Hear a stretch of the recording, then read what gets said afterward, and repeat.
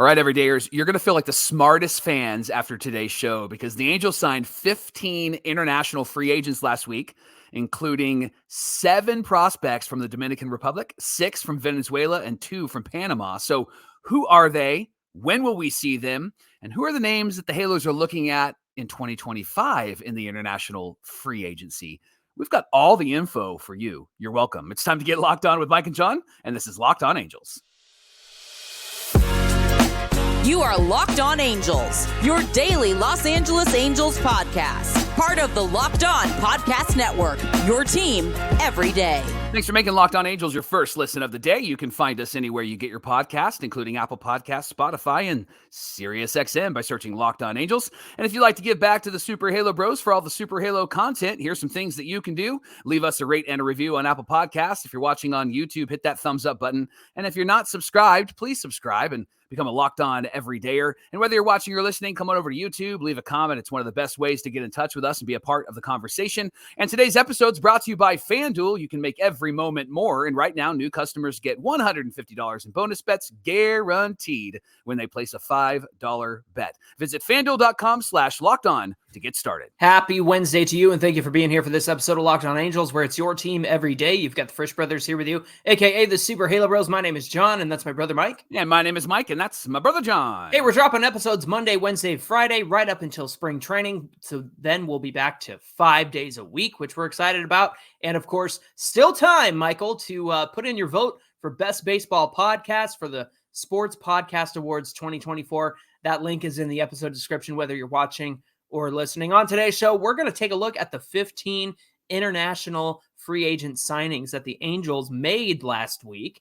And it's quite the haul, Mike. And so I think it's worth diving into. Yeah. Before we get to that Friday show, listen, Mike and I are over the moon that the Angels signed Matt Moore on Tuesday night. $9 million, 1-year deal. Fantastic. Turns out he knew it was just business after all. He didn't take it personally that he got wavered and sent to Cleveland or whatever.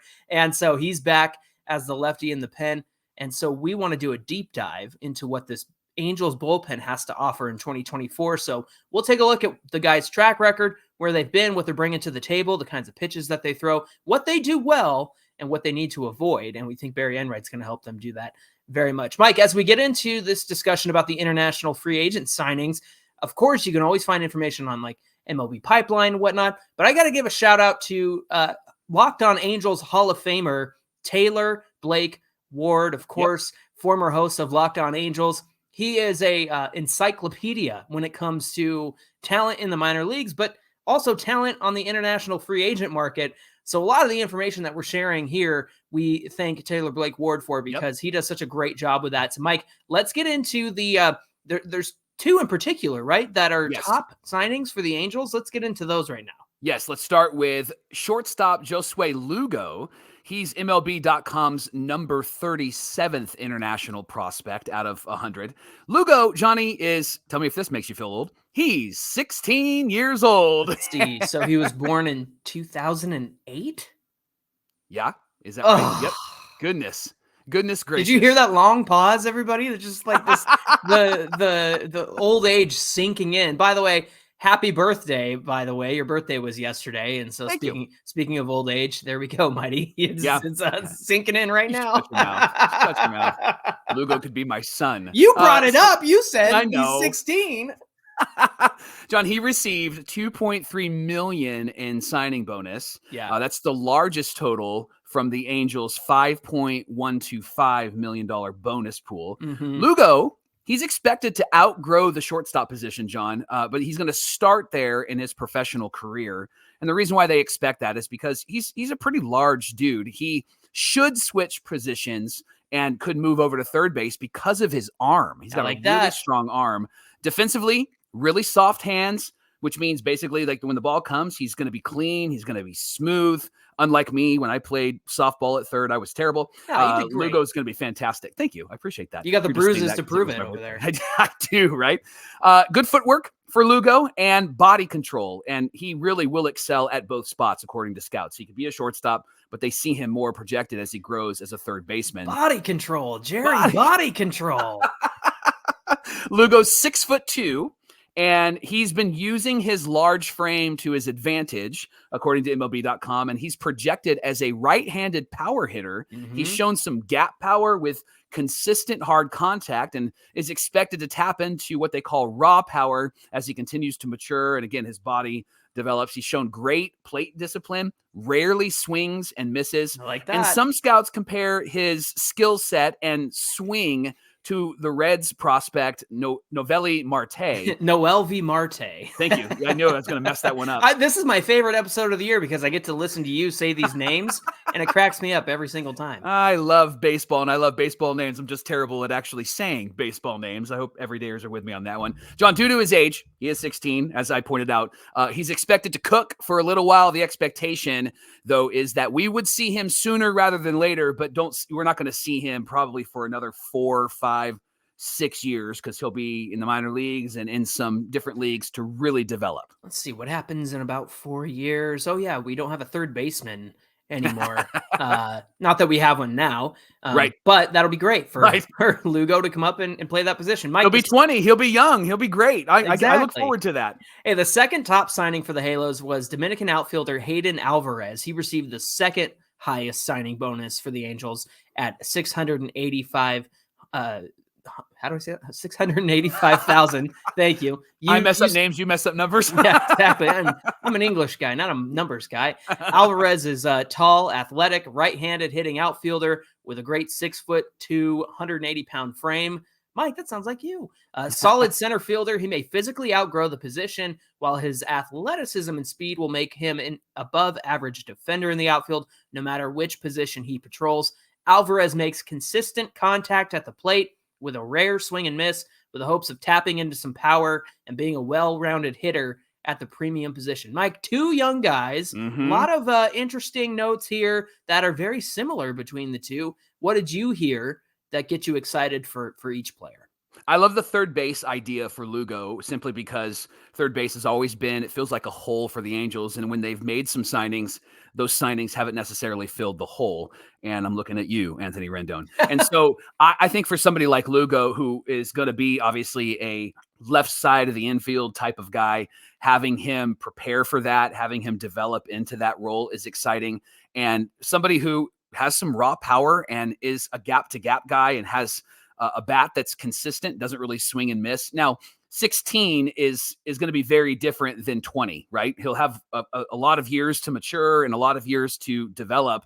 And so if they're already really high on him right now, it could be really interesting to see what the future looks like for him as well. They gave him $2.3 million to sign with them. I mean, when teams do that, not just the Angels, but when teams throw that amount of money at somebody who's an international prospect like that, you know it's because they really want to lock that guy down. Mike, I think for me, just the fact that both these guys have great contact rates, rare swing and miss, I think that's something that they're really emphasizing all the way through the system. And so it'll be great for these guys to join up and join in and get in on the fun and the development. And we'll see them in a couple of years. Lots to look forward to there. I know it's tough to say, well, they're a few years away, and that's kind of the disappointing part. But here's the thing. The Angels had not played in the international free agent market in a very long time. I think all through Jerry DiPoto's tenure, they were penalized and couldn't play in the market after they got Roberto Baldacchini and missed out on guys like, Vladimir Guerrero Jr. and Yordan Alvarez and things like that. So maybe Hayden Alvarez can be our Yordan. That would be nice to see. So would love that. It's nice because I looked it up. I mean, they got 15 signings this year. They had 17 last year. So say what you will about Perry Minasian, but I do think that one thing he's emphasized is getting some good players on the international free agent market. Now, it's a crapshoot, obviously. Sure. And so if even one of these 15 guys, maybe Lugo, makes it, that's a bonus. But all of that to say, at least they're playing in those pools, right? They're playing in those areas that they've been missing out on the last couple of years. And so I do believe that Perry Minasian's did a great job in that department. And some of the best players are coming from Latin America, South America, that sort of thing. And so I think that this is a great boon for the Angels, getting 15 guys. We're going to get into the rest of them here in a second. But again, like you mentioned, that third base ability for Lugo, I think is going to play a big factor down the road, and somebody will be excited to watch, right?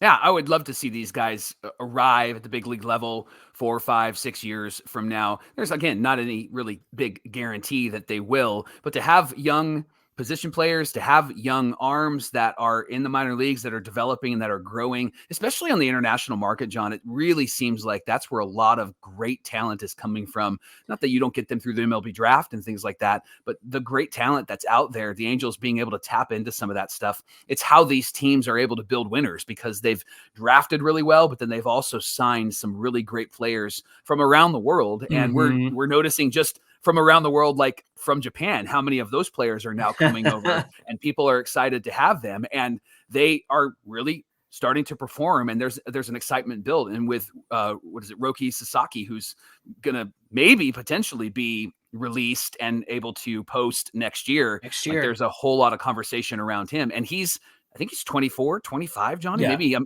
might be shooting high there, but that with Yamamoto coming over at 25, and you get him they got him 13 years. I mean, you're going to get a guy at a young age, and he's still got a lot of performance that he will be able to perform in, right? Like, he's still going to be in those peak years. Yeah. And so I think that's the incentive of getting these guys young, because then you're going to get them in their peak years and watch them develop and really grow. You said around the world, and it just got me singing Daft Punk in my head.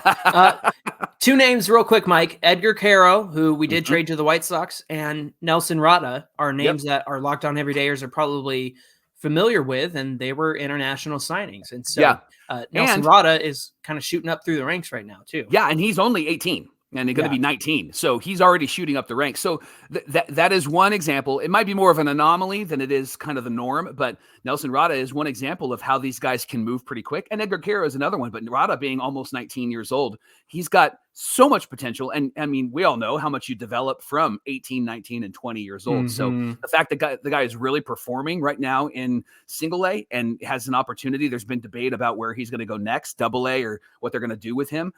There's a lot of hope around him, and we're excited about him here. Thanks for making Locked On Angels your first listen of the day. We're just getting started here. Coming up, who are the international players the Angels are expected to sign next year in 2025? We've got some names to keep an eye on, and we're going to get into those names in a little bit. So stick with us, and we'll talk about that coming right up. All right, let's see. I'm going to FanDuel right now.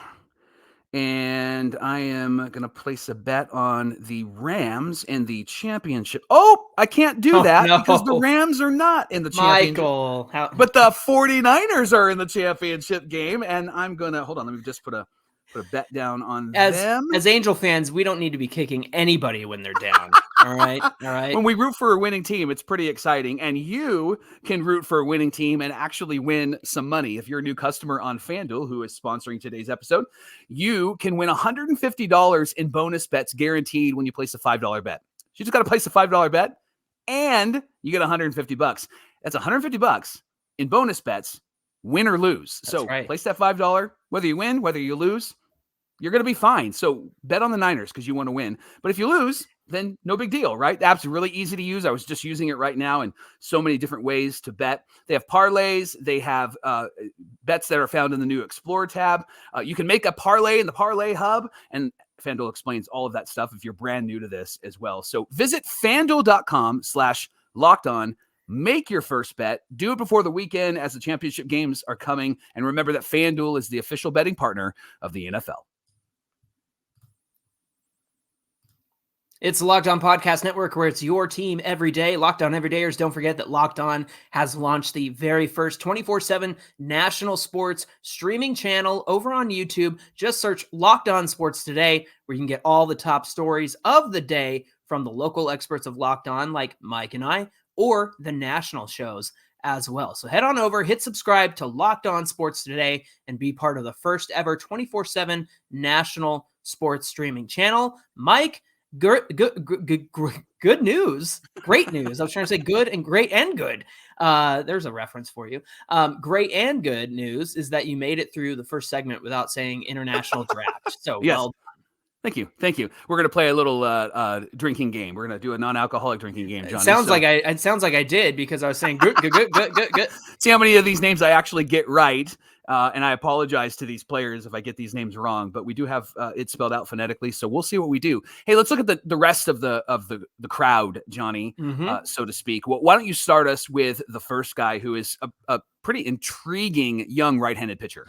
Yeah, Yehostin Betances is a right-handed pitcher from the Dominican Republic. He's a young guy, right-handed. He signed for around $100,000. Betances projects to develop fast with his 6'2" frame and on-the-mound athleticism, showing clean arm stroke and athleticism. He has a solid rotation foundation. I like that, though his arsenal will need improvements. He'll mostly work in the mid to upper 80s with his fastball. Again, got to develop that speed as you get older and bigger and stronger. So that's Yehostin Betances, Mike. Jose Camacho is a catcher from Venezuela, and he's a lower money catcher. Camacho is an interesting catch and throw guy, according to MLB.com. Offensive oriented, I'm messing that word up. Offensive oriented catcher who has some defensive skill set. So he's somebody that the Angels are pretty high on, more leaning in the offensive category than defense. Think of like Edgar Caro. That's the type of player that this guy is. Daniel Colina is a right-handed pitcher out of Venezuela, a premier strike thrower. You like that? Colina shows starter actions with a mid-80s fastball and feel for a pretty good changeup. He's working on incorporating a breaking ball. Yeah, after Lugo and who was the other guy that we Alvarez. had there? Alvarez, thank you. The third guy who was the third most bonus pool money for the Angels was Graylin De La Paz. He's a shortstop out of the Dominican Republic. He has a stronger and thicker infield. He's a stronger and thicker infielder with power projection. He's pretty young for his class. He's a shortstop now, but they're also believing, like Lugo, that he'll project more as maybe a third baseman, perhaps even second base, depending on where his power bat would profile. Because he's a strong hitter, they're thinking that he would be better at the corners or perhaps at second base rather than short. He has a strong lower half, according to scouts, and has some strong leverage in his swing that permits him to hit with a lot of power in its current state, meaning that the way that it looks may not seem powerful, but because of his lower half, he's really strong. They say he's got a lot of raw and athletic power, and he's got maybe perhaps some extra time. We'll need some extra time to develop, because they want to see him develop in his power. They want to see him grow a bit in his body. Here's a great baseball name. Dioris De La Rosa is a right-handed pitcher from the Dominican Republic. Top pitcher in terms of signing bonus for the Angels in 2024. He's a big, strong right-handed pitcher with a workhorse frame at 6'4", 190 pounds. I like tall pitchers, Mike. Tall is the way to go. Working upwards of 92 with his fastball. You like that as a floor. His size and current velo project as a power arm who will flash a slurve-like breaking ball. He's thrown strikes as an amateur with a standard 3-pitch mix and easy mechanics, leaning to a rotation outlook as he gets into a pitching routine and continues his physical development. Like, how about an outfielder, Johnny? How about Wilberson De Pena from the Dominican Republic? Signed for around $50,000, and again signed as an outfielder. He began his time as a middle infielder, but they see him more as a super utility type. He can play infield and he can play outfield. If he's going to play a position in the infield, they're saying shortstop as an amateur, but if he makes it to the major leagues, they're saying third base. But again, super utility, can play the infield, can play the outfield. Doesn't possess any flashy tools, so nothing really stands out, but he's well liked by scouts for his in-game skill set, where he can hit and he can play defense, as well as his counterparts in altering games in a grinding style, according to scouts. He's described simply as a good ball player. I love that. He's 6'2" with 180 pounds on his frame. Fabian Gallardo, right-handed pitcher out of Venezuela, a low bonus signee. Gallardo is a loose and athletic right-handed pitcher with a tall 6'3" frame. He will throw strikes with an 86 to 89 mile an hour fastball. His strike throwing and on-mound athleticism give him some starter projection if his arsenal improves. Another loose and athletic right-handed pitcher is Christopher Montilla. He's from Venezuela, again, right-handed pitcher, and he's a solid strike thrower with a clean delivery and good arm location, which scouts really love. Montilla. You're catching me I'm in now. your head. I'm thinking too much about this. Montilla has 3 pitches that he's really been working on. His fastball is in the upper 80s. They believe that he can add more miles per hour in velocity, and it's trending up that way. It just is a matter of confidence, according to some scouts. Next up, we have Marlon Quintero, who's a catcher from Panama. Dun, dun. Just around 20 to 25K and a signing bonus. Solid backstop from Panama, known for his defensive skill set. A bit undersized. He's more of a line drive hitter who shows more gap power than over the fence prowess. Manuel Silva is an outfielder from Venezuela. A good left-handed hitting center fielder. He makes a lot of contact, hitting the ball hard, but does not have a lot of power, minimal power, Mike. And then Humberto Tiberi is a catcher from Venezuela, the top catching signee for the Angels in 2024, one of the best amateur backstops in Venezuela. Tiberi shows more of an offensive profile as a catcher, and he received a significant bonus. He's tall, bulky, who may turn into an average defender based on his catch and throw skill set, though his defense may come with more development. Using his size, Tiberi has grown into some power and may fit a corner profile if catcher isn't part of his future.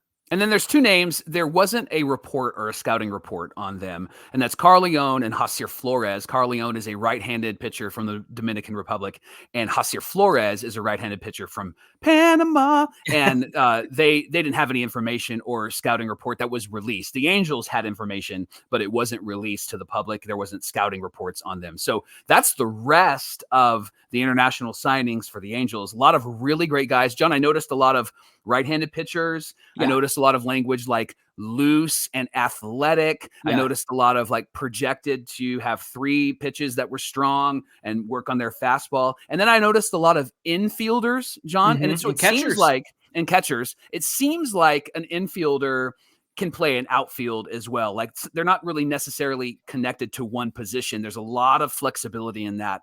But as you mentioned, a lot of catchers, and there's some really big excitement about Tiberi, who is from Venezuela. Really excited about him. And he, again, profiles as a really positive catcher and somebody that will rush through the minor leagues and get to the major leagues when he's ready. I like the variety here, Mike. I like the fact that not only do the Angels have the opportunity to draft amateur players out of college and out of high school here in the States, but the fact is they've signed a ton of guys here who can play all these different positions.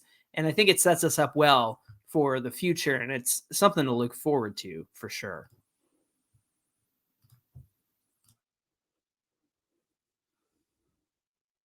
In 2025, there's a lot of names that the Angels have been connected to that they've been looking at. So we're going to share a couple of those names for you. These are the priority signings according to scouts and according to MLB.com. Gabriel Dallavilo is from Valenzuela, and he's an offensive catcher. Again, John, another catcher, offensive catcher first, who's almost an average defensive catcher in his current state. But scouts are saying that he shows really strong power and he shows the ability to really develop in his defensive metrics. And so he's somebody that the Angels are looking at in 2025, possibly to sign. Davalilo is a fun name to say. It's like that is a fun name to say. It's a fun name to say. Francisco. Sebastian Pinto is a right-handed hitting outfielder, a solid athlete who can play all 3 outfield spots, solid feel for hitting, the ability to drive the ball to all fields as well. That's another one that the Angels are looking at. Junior Suriel, a Dominican outfielder, is a true center fielder, which is nice to hear, who makes a lot of hard contact. And then there's some questions about his power projection. But again, a true center fielder, a guy who's going to stick in that position is always good to keep an eye on.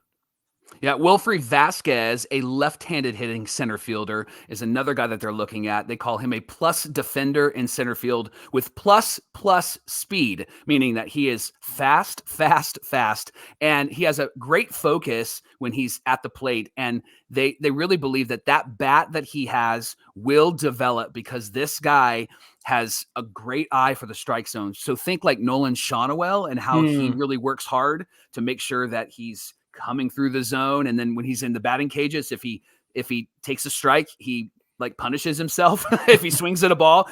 That's the story behind Vasquez, is they're saying that he already has a great eye at the plate. Finally, Mike, Jose Santana is a line drive hitting at Dominican shortstop, has legitimate long-term projection at shortstop. Again, another well, let me get to that in a second. Who needs strength to gain his solid frame to tap into any offensive upside? So he does need some strength there. But Mike, a lot of these guys that we talk about, and we've talked about this before when it comes to draftees, you see a lot of guys come in labeled as an infielder, even though they probably played shortstop or something like that in college or high school. But those positions don't always stick. And so when you have guys like Jose Santana saying that he's legitimately could be a long-term shortstop, I think that that's a very good thing. And it's something to think about as the Angels think about their future as well, because, you know, obviously they've got some positions locked down in terms of catcher, in terms of Neto over at shortstop. Perhaps Shonowell sticks at first base. I know that he's played some third in the past, but, you know, we only saw him for 29 games. And yes, he did get on base in all 29 games. Right. But you just don't know what could happen and what the potential would be there. We're rooting for him because we like Nolan Shonowell. Really like him. We think he's a great disciplined hitter at the plate. It's all that to say, though, there's some positions that I think that the Angels could benefit from having some guys that they could look at long term, especially if it's somebody who played shortstop but figures to move to a different position. Again, if it's Lugo over at third base, that would be a huge boon. But then you got to think about second base, right? Because it never seems like the Angels have a long-term solution there. I'm thinking over the last few years, I mean, obviously we had Drury there. We had Rengifo there. Fletcher, when Fletcher was actually producing on the field, was somebody that we were like, man, he could be a second baseman Eckstein type for his entire career. And it just didn't work out with David Fletcher. So a question for you is, if you're thinking about which positional needs the Angels have and have some long-term need for, what would you say is the most important here? I'm going to go back to third base just simply because we've always struggled at third base. And I remember when Sean Figgins moved from center field to third base and how successful that was. Yet the narrative was he's not your typical power hitting third baseman, but he had an on-base percentage of almost 400 and he was stealing bags and he was hitting 290 to 300. And so I think you want somebody who's productive over there and plays a key role in the lineup. And so I'm not necessarily married to the old school traditional mindset of you got to have 20, 30, 40 home runs at third base. I don't think you need that anymore. I think that you can spread that across the entire team. And an example would be, look at the Diamondbacks. They didn't have the huge power hitting third baseman. They had Evan Longoria, who's great, but he's on the tail end of his career, right? And so, but he was somebody that held it down. He was a productive piece in the lineup, but it was the defense that I think that was really, really important. And because they're playing in Anaheim, John, I think that there's two things that they have to consider. One, it seems like if you're a fly ball pitcher, you can be pretty successful in Anaheim simply because of the marine layer that happens at night. And that park can kind of feel deep at certain areas. Right. But I really think that behind this particular pitching staff this year, and depending on what the philosophy is in years moving forward, is that you need to have great defense, guys behind this team that can get the ball to first base and do it in a very simple and smooth way. Zach Neto behind a Patrick Sandoval, I think gives Patrick Sandoval a whole lot of confidence. And so if I'm the Angels, I'm focusing on that left side of the infield, specifically on third base, because it just seems like when you have a strong third baseman, it really impacts your team in a really positive way. Absolutely. And then we didn't even really consider the fact that the pitching staff, the starting staff, some of these guys are projected to be starters because of, again, their floor is a high 80s fastball, which is only going to be thrown harder as they continue to get bigger and continue to add some power and add to that arm. Mike, I got to say, you know, I know that it seems by all indications he's not going to make this year's ballot, but you got to consider Frankie Rodriguez, K-Rod, coming from Venezuela. Yeah. And will, I know it might not happen this year, but with Hall of Fame voting, I'm sure that he's going to be a Hall of Famer at the end of the day. And again, it's these international signings that you really have to pay attention to and see who's going to break through and be somebody who's going to be productive once they make it to the majors. Thanks for making Locked On Angels your first listen of the day. Everydayers, remember that Locked On has launched its first ever national sports 24/7 streaming channel on YouTube. Locked On Sports Today is here for you 24/7, covering the top sports stories of the day with local experts of Locked On like John and I, plus our national shows covering every league. Go to Locked On Sports Today on YouTube and subscribe to the first ever national sports 24/7 streaming channel. Hey, don't forget to follow us on Twitter at Locked On Angels and at Super Halo Bros on Twitter and Instagram. Whether you're watching or listening, come on over to today's show on YouTube, get in those comments. Don't forget to hit that like button on your way down to the comment section. It's the best way to get in touch with us. And again, whether you're watching or listening, hop into that link in the episode description. Vote for Locked On Angels as the best baseball podcast for the Sports Podcast Awards 2024. Mike, what do we have on deck for Friday's show? Well, as you mentioned, the Angels signed Matt Moore. We're excited about that. And this bullpen, I said it out loud. I'm just going to say it out loud again. This bullpen looks good. Yes, it does. And so I'm excited about this bullpen. So on Friday, we're going to break down the positives, some of the negatives, some of the concerns, some of the benefits of this bullpen. And I think we're getting convinced that this might be a major plus for this team. And we're going to do our best job to convince you Friday on Locked On Angels. Certainly is a much different look than last year. And it certainly was an area of need coming into the offseason. And they've got some good names in there. So we'll do our best to, you know, keep it fair and make sure we know all the pros and cons and make sure we know what we're getting with each of these guys. So we're looking forward to that conversation on Friday. We hope you'll come back and join us. Until then, my name is John, and that's my brother Mike. And my name is Mike, and that's my brother John. Thanks for being here with us, everybody, and we'll see you back here on Friday. Dyslexia is hard when you have to read international baseball players' names. I understand.